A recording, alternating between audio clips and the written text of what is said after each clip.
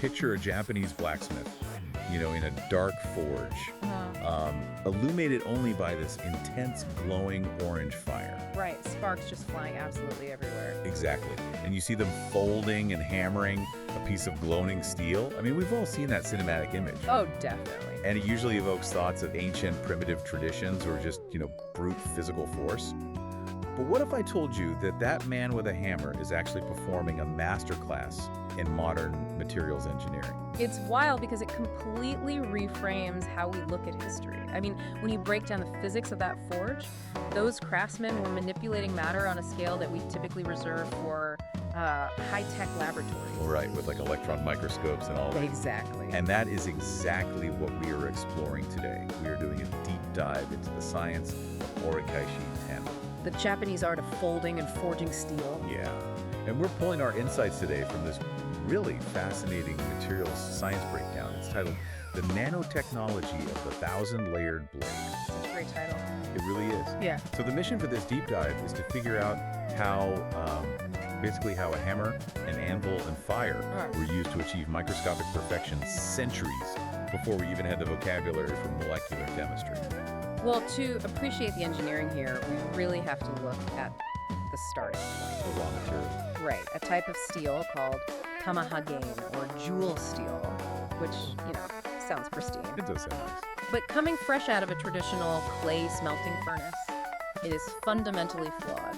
It is basically a chaotic, porous sponge of iron. Because traditional bloomery smelting doesn't, melt the iron into a liquid pool like a modern foundry, right? No, not at all. It stays in this solid, spongy state, which I guess means the carbon distribution is just a complete mess. Precisely. You end up with a severe carbon mosaic. 1 centimeter of the metal might be packed with carbon, making it ultra hard but really brittle. Right. And the very next centimeter might have almost zero carbon, which makes it soft and weak.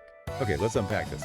Because if you took that raw tamahagane block and simply, hammered it into a sword shape right away. Oh, it would be a disaster. The first time you struck something hard, the stress forces would immediately find one of those brittle, inconsistent boundaries. And it would just snap. The blade would completely shatter, yeah. So the blacksmith is starting with a puzzle that is missing half its pieces and has the wrong pieces crammed into the rest. That's a good way to put it. And without a modern crucible to just melt it all down into a uniform liquid soup, they have to somehow homogenize a solid block of metal. And they do it through brutal exponential geometry. Brutal geometry, I like that. Yeah, so the blacksmith heats that raw block to a highly specific temperature, right around 1,000 to 1,100 degrees Celsius. That is incredibly hot. It is. And they beat it flat, use a chisel to cut a transverse groove, and literally fold the metal back over onto itself. Right. Then they hammer it flat to fuse the two halves and just repeat the process. The immediate comparison that comes to my mind is culinary. Oh, like baking? Yeah, specifically making laminated dough for a croissant or puff pastry. Yeah. You roll out the dough, layer the butter, fold it, roll it, fold it. It's actually a really helpful visual for the mechanical action, but the physics diverge pretty quickly. How so? Well, in a pastry, the goal is to keep the layers of butter and dough entirely separate to create flakes, right? But you want those flaky layers. But in the forge, the folding is actually a delivery mechanism for a chemical reaction, and the scale is just vastly different. Okay. I mean, a master pastry chef might create a couple hundred layers, but the blacksmith is playing an exponential doubling game. Right, because 2 layers becomes 4, 4 becomes 8, 16, 32, and so on. Exactly. And the historical texts and modern analysis show that traditional blacksmiths typically stop at roughly 15 folds. Okay, I was actually running the math on this before we started. Oh, let's hear it. 2 to the 15th power. That is exactly 32,768 individual layers. It's staggering. And a finished sword is, maybe 1/4 of an inch thick at the spine. Give or take, yeah. So you are packing over 30,000 layers into a few millimeters of space. That means the individual layers aren't even microscopic. No, they are nanoscopic. We are talking about layers of steel, mere nanometers thick, forged by a human being swinging a hammer by firelight. That is unbelievable. And what's fascinating here is that extreme thinness is the entire point. The goal isn't just to have thousands of layers for the aesthetic. Right. The goal is to solve that chaotic carbon mosaic we talked about earlier. Oh, the hard and soft spots. Exactly. By compressing those layers down to the nanometer scale, The blacksmith is triggering a phenomenon known as atomic diffusion. Because nature hates an imbalance, right? Like, if you have a cluster of high carbon next to a void of low carbon, the carbon atoms naturally want to equalize. Yes, exactly. Like a massively crowded room with the door suddenly open. People are going to spread out into the empty hallways until everyone has elbow room. That's the driving mechanism, yeah. The heat provides the thermal energy, causing the iron lattice to vibrate and expand, Okay. which then allows the much smaller carbon atoms to physically move through the interstitial spaces in the iron. They naturally migrate from high concentration zones to low concentration zones. But the catch is the distance they have to travel, right? Exactly. Carbon atoms can only travel so far through solid iron, even at 1100 degrees. Right. It's still solid metal. If you just heated up a thick, solid block of raw tomahawkane, the carbon would never have the time or energy to travel from a crowded spot on one side to an empty spot on the other. The highway is just simply too long. Way too long. And that is the genius of the fold. By flattening it and folding it 15 times, you are taking those isolated, massive clusters of carbon and smearing them out into 30,000 impossibly thin sheets. Oh, wow. So you are essentially taking the crowded rooms and the empty rooms and stacking them directly on top of each other, Yes, separated by mere nanometers. you've reduced the diffusion distance to almost zero. Because the layers are so thin, the carbon barely has to move to find an empty space. It just bleeds across the nanoboundaries. Precisely. The heat and the extreme geometry work in perfect harmony to achieve what modern metallurgists call a homogenizing heat treatment. And they did this all by rhythm and fire. Yeah. By the final fold, the mosaic is just gone. The carbon is perfectly seamlessly distributed throughout the entire blade. Okay, so the carbon problem is solved, the matrix is uniform. But there is a glaring issue here based on what we know about traditional smelting. The slag. Yeah, the fire leaves behind literal dirt. The bloomery process traps silicates, glassy slag, and minerals deep inside that sponge iron. It really does. Folding the steel 30,000 times seems like it would just, bake all that garbage right into the cake. It is a massive issue. In conventional material science, any rigid impurity, like a chunk of glassy slag, is a fatal flaw. It acts as a stress concentrator. Because it disrupts the continuous structure of the metal. Precisely. If you strike a normal piece of steel that has a bead of glass inside it, the kinetic energy ripples through the metal until it hits that glass. And the glass can't flex. It can't. It shatters. That creates a microscopic void, which then acts like a zipper, allowing a crack to tear through the surrounding iron crystals until the blade snaps in half. Here's where it gets really interesting. How does hitting it with a hammer fix that? Well, Because if I have a piece of glass trapped in metal, hitting the metal is just going to shatter the glass into hundreds of smaller, jagged pieces of glass. You still have the trash in the matrix. you do, but the scale changes everything. The blacksmith is intentionally crushing those impurities. Oh, intention. Yeah, with every heavy strike and every fold, those larger, dangerous beads of slag are pulverized. Because the steel is being drawn out into those 30,000 ultra-thin layers, the shattered glass is stretched and dispersed evenly throughout the structure. So they are reduced to nano-sized particles. Exactly. But they're still impurities, right? Right. Why doesn't a nanoparticle of glass act as a stress concentrator? Because of a complete functional reversal at the microscopic level. Okay, I'm listening. Once those particles are infinitely small and perfectly dispersed, they trigger a pinning effect. Pinning. Yeah. When metal comes under massive stress, it bends or fails because its internal crystal planes are sliding past one another. The metallurgical term is dislocation movement. So the atomic layers are physically slipping. Yes.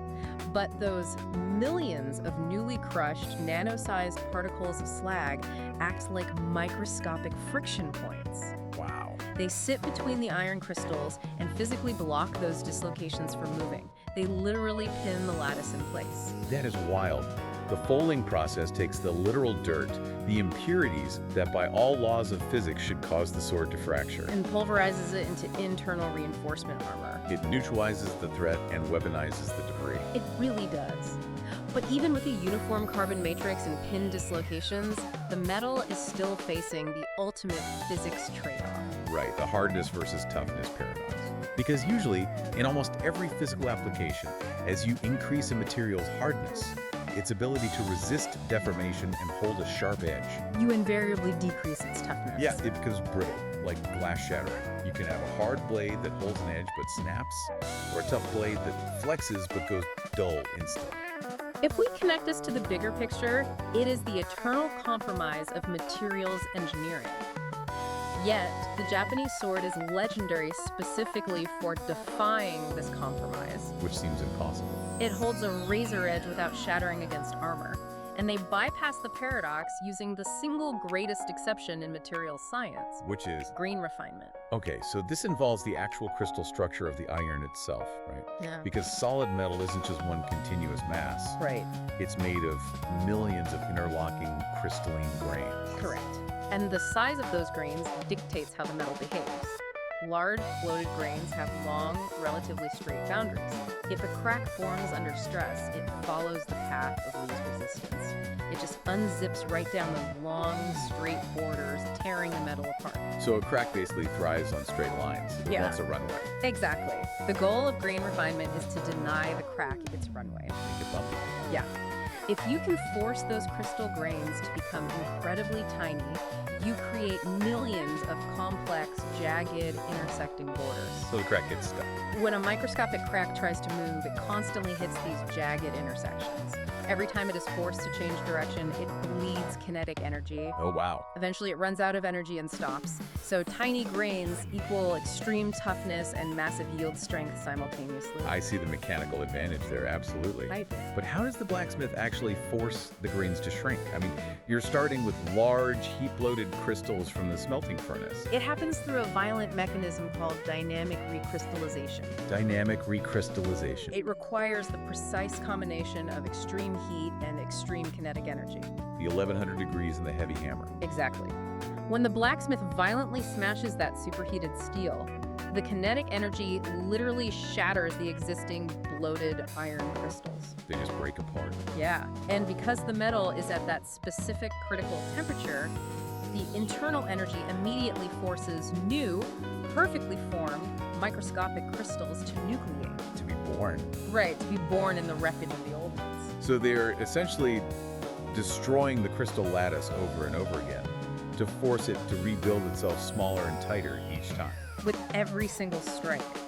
By the end of the forging process, the crystal grains inside the sword are microscopically refined. Incredible. The source points out that this is an incredibly pure, real-world application of the Hall-Petch relationship. Which was formulated in, what, the 1950s, right? Yes, the Hall-Petch equation mathematically proves that a material's yield strength increases as its grain size decreases. And modern metallurgists use complex alloys and computer-controlled rolling mills to achieve this today. Yeah, but the ancient blacksmiths achieved it just by observing how the metal reacted to the rhythm of the hammer. So what does this all mean? We have a process that solves the carbon mosaic through nanolayer diffusion. Right. It weaponizes the slag through the pinning effect, and it shatters the crystal structure to exploit the Hall-Petch relationship. It's beautiful. It is an incredibly elegant system. But looking at the logic of it, if 15 folds achieves all of this, why stop there? This raises an important question. The urge to optimize further. Right, if 30,000 layers makes a near indestructible lattice, why not fold it 30 times or 50 times? Make 1,000,000 layers and forge a blade that transcends physics entirely. Well, because you are fighting the chemistry of the room itself. You can't ignore the atmosphere inside the forge. The air Think back to that classic cinematic image we started with. The dark room, the glowing metal. and the shower of sparks flying off the end. Exactly. Those sparks are beautiful, but for the blacksmith, they are a visual indicator of degradation. Wait, really?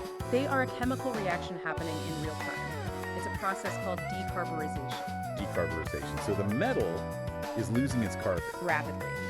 Every single time that glowing, superheated steel is pulled from the fire and exposed to the air, and every time the heavy hammer forces the layers together, the vital carbon atoms at the surface of the metal react with the ambient oxygen in the room. They're bonding. They bond instantly. The carbon and oxygen combine and physically fly off the steel. So the sparks aren't just pretty lights. No, the sparks you see are actually incandescent iron oxide scaling off, accompanied by invisible carbon dioxide gas. The sword is literally bleeding its most critical element into the air. And without the carbon, the iron can't form the hard molecular structures needed to hold an edge. Exactly. The carbon is the backbone of the blade's hardness. So if a blacksmith were to get greedy or lose count and push the geometry to 30 feet, The math of the layers would keep doubling, but there'd be nothing left to hold them together. You'd bleed out all the carbon. The source is very clear on this. Pushing the folds too far completely purges the carbon matrix. You are left with a piece of soft, floppy, entirely useless iron. It wouldn't hold a razor edge, and it would plastically deform the moment it struck a target. That completely reframes the entire process for me.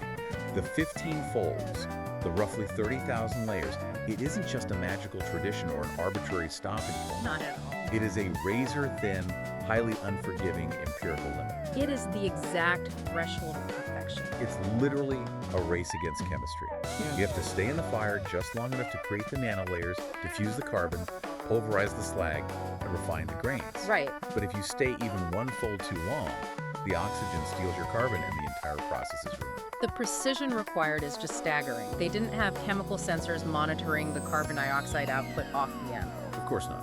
They figured out entirely through generations of trial, error, and sensory observation. The color of the flame, the sound of the hammer on the steel, the exact behavior of the sparks. That's how they knew where that limit was. It is a profound lesson in optimization. Yeah. We tend to view progress as a straight line, where more is always better. More technology, more layers, more processing. Yeah, we really do. But the blacksmith's forge proves that mastery isn't just about knowing how far you can push a physical process. True mastery is having the discipline and the hard-won wisdom to know exactly when to stop. They danced right on the edge of structural failure to achieve nanoscale perfection. Which leaves you with a lingering, almost haunting thought to take away from all this. If medieval craftsmen could naturally exploit concepts like atomic diffusion, dislocation pinning, and the Hall-Pitch relationship using nothing but fire, rhythm, and human observation, what else are we missing? What other ancient traditions or supposedly primitive human processes are actually concealing advanced scientific principles? Principles that we are only just now validating with our modern technology. It certainly makes you look at history and that blacksmith in the dark forge with a completely different kind of reverence.